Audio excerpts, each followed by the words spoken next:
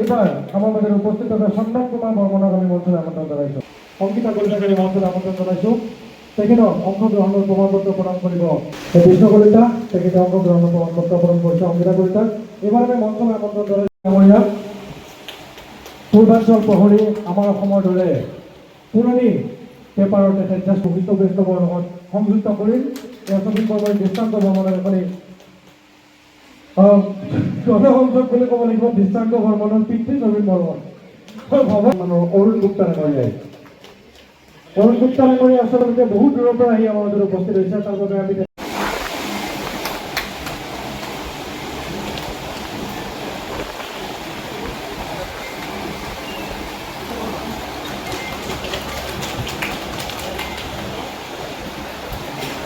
ইতিহাস ধৰি অনুৰোধ জনাইছোঁ পংকজ ডেকাক এখনি পৰাগ কুমাৰ দাসৰ প্ৰতিচ্ছবি প্ৰদান কৰিবলৈ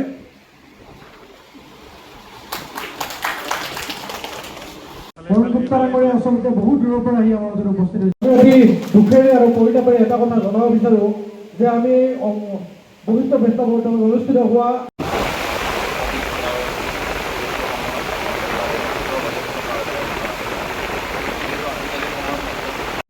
আৰু সাংবাদিক বন্ধু বান্ধৱীসকল আৰু এই কৰ্মৰ কিছুমান ভুল চিনাব দিয়া হয় গতিকে যিবোৰ নতুন বৈশিষ্ট্য প্ৰেছ ক্লাবক অভিনন্দন জনাইছোঁ। এতিয়া এটা অতি আদৰণীয় পদক্ষেপ যিসকলে ইতিমধ্যে সংবাদ ক্ষেত্ৰত কাম কৰি আছে আৰু যিসকলে সংবাদ ক্ষেত্ৰত নতুনকৈ খোজ দিব ইচ্ছা প্ৰকাশ কৰিছে তেওঁলোকৰ বাবে এই 7 দিনীয়া কৰ্মশালাৰ আয়োজন কৰা হৈছিলে আৰু এই কৰ্মশালাত দেখিছোঁ যথেষ্ট সংখ্যক শিক্ষাৰ্থীয়ে অংশগ্ৰহণ কৰিছে। খুব সুন্দৰ এটা ছবি। আমি ভাবোঁ যে যিসকলে জানি বুজি শিকি সংবাদ সংগ্ৰহ কেনেকৈ কৰা হয় তাক কিদৰে ৰাইজৰ ওচৰলৈ নিয়া হয় বা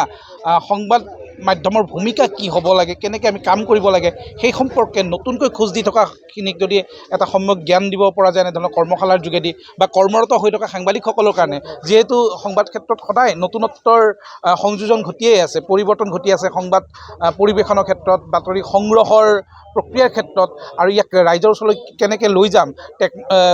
টেকন'লজি বিভিন্ন ধৰণৰ নতুন নতুন টেকন'লজি আহিছে বিভিন্ন ধৰণে পৰিৱৰ্তন আহিছিলে এসময়ত বাতৰি কাকতৰ পৰা এতিয়া আমি নিউ মিডিয়ালৈ গৈছোঁ গতিকে সকলোকে নিশ্চয়কৈ এনে অৰিয়েণ্টেশ্যন প্ৰগ্ৰেমৰ প্ৰয়োজন আছে আৰু এইটো খুব সুন্দৰভাৱে সফলভাৱে ইয়াক কৰাৰ বাবে মই বৈশিষ্ট্য প্ৰেছ ক্লাবক পুনৰ এবাৰ অভিনন্দন জনাইছোঁ। যিকোনো প্ৰেছ ক্লাব যিকোনো সাংবাদিক সংগঠনে যদি এনে অনুষ্ঠান আয়োজন কৰে এইটো অত্যন্ত শুভবোধৰ পাত্ৰ কাৰণ সাংবাদিকৰ ক্ষেত্ৰখনত সদায় নতুন নতুন বিষয় সংযোজন আছে নতুন কাৰিকৰী বিদ্যা আহৰণ কৰিব লগা হয় গতিকে কৰ্তব্যৰত সাংবাদিকসকলেও আচলতে অৰিয়েণ্টেশ্যন কৰিব লাগে। ইয়াততো মই দেখিলোঁ একেবাৰে যুৱ প্ৰজন্ম বা একেবাৰে কিশোৰ তেনেকুৱা ছাত্ৰ ছাত্ৰী ইয়াত আহিছে তেওঁলোকে সাংবাদিক হ'ব নহ'ব বেলেগ কথা কিন্তু সাংবাদিকতাৰ বিষয়ে কিছু জানিব পাৰিছে আৰু বয়োজ্যেষ্ঠ ব্যক্তিকো মই দেখিছোঁ প্ৰায় 60 বছৰ আছে গতিকে তেওঁলোকৰ এটা আগ্ৰহ এটা হৈছে এইটো খুব ডাঙৰ কথা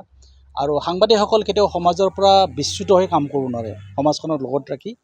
আৰু প্ৰশাসনৰ পৰা ৰাইজৰ সুবিধাৰ কাৰণে কাম কৰাৰ আমাৰ যিটো ব্যৱস্থা সেইটো আমি সদায় জোৰ দিব লাগে। বাকী সাংবাদিকতাৰ ক্ষেত্ৰত প্ৰত্যাহ্বান যথেষ্ট আহিছে তাত সন্দেহ নাই। সাংবাদিকৰ ক্ষেত্ৰত প্ৰথম প্ৰত্যাহ্বানটো হ'ল ভাষাগত সমস্যা আমাৰ বহুত সাংবাদিকে নিজৰ ভাষাটো বা যিটো ৱৰ্কিং লেংগুৱেজ সেইটো ভালকৈ আয়ত্ব নকৰে সেইটো জৰুৰী। তাৰপিছত কণ্টেণ্ট কি বিষয়ে আপুনি সাংবাদিকৰ কি ক'বনো সেইটো জৰুৰী আৰু লগতে নতুন নতুন যিটো কাৰিকৰী যিটো বিদ্যা এই বিদ্যাটো আহৰণ কৰিব লাগে আৰু বহুত ক্ষেত্ৰত উত্তৰ পূব ভাৰত আচলতে বহুখন বিদেশী ৰাষ্ট্ৰৰ দ্বাৰা পৰিবেষ্টিত গতিকে আমাৰ ওচৰৰ বিদেশতনো কি হৈছে বাংলাদেশ ম্যানমাৰ বা টিবেট বা ভূটান নেপাল তাৰো আমি খবৰ ৰাখি পেলাই গুৱাহাটী এটা আচলতে মিডিয়া হাব হ'ব পাৰে যেনেকৈ Singapore south east Asian media hub গুৱাহাটীও সাউথ ইষ্ট বা সাউথ এছিয়াৰ এটা মিডিয়া হাব হ'ব পাৰে তাৰ কাৰণে আমি সকলোৱে চেষ্টা কৰা উচিত। আমি এই ধৰণৰ সৰু সৰু পদক্ষেপ লৈ আমাৰ সাংবাদিকতা সমৃদ্ধ কৰোৱা হওক সাংবাদিকসকল একত্ৰিত হওক সাংবাদিকৰ সকলো সময়তে একত্ৰিত সম্ভৱ নহয় কিন্তু ইছ্যু বেছ ইউনিটি ইছ্যু বেছ আমাৰ যিটো কনফিডেঞ্চ ইছ্যু বেছ আমাৰ যিটো ছাপৰ্ট কোঅপাৰেশ্যন আমাৰ খুব জৰুৰী এইখিনি কৰক। মই বৈশিষ্ট্য প্ৰেছ ক্লাবে এইটো এটা অত্যন্ত গুৰুত্বপূৰ্ণ পদক্ষেপ আগবঢ়াইছে আৰু এই পদক্ষেপৰ পৰা আমি সকলো মানে এদিন লাভৱান হ'ম এইখিনি মই তেওঁলোকৰ প্ৰতি ধন্যবাদ জনাইছোঁ।